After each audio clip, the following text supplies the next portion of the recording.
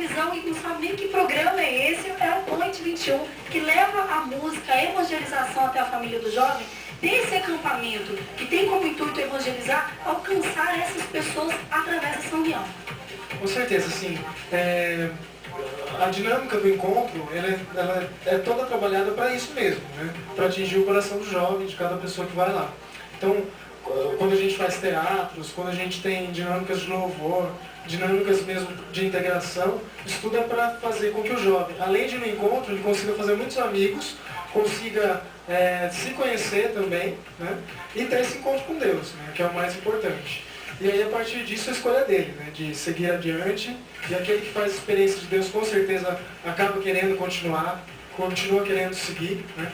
E você que é jovem, você tem que fazer essa experiência um dia, né? De um jeito ou de outro, seja através de um teatro, seja através de uma música, de um CD de qualidade.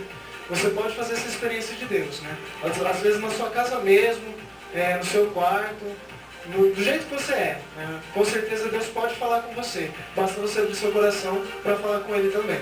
Seria até importante, né, aproveitar assim que tenho certeza que muitos jovens estão nos assistindo nesse momento, os coordenadores de grupos de jovens, para que tenham essas ideias, né, inovadoras para atrair mais os jovens. Né? Porque na verdade é como se fosse uma isca. Né? É uma isca que você tem que jogar para trazer o jovem.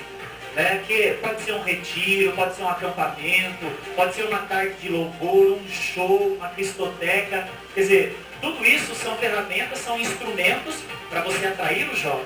Depois que você atrai o jovem, você leva o jovem para lá, pode ter certeza que Deus vai fazer a parte dele, Deus vai agir e Deus vai tocar no coração dos jovens.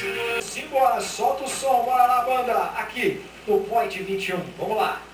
Aqui estou, prostrado aos teus pés, rendido ao teu olhar, misericordioso olhar, que traz a paz, alento ao coração, transformando o ser, tua poderosa unção, vou te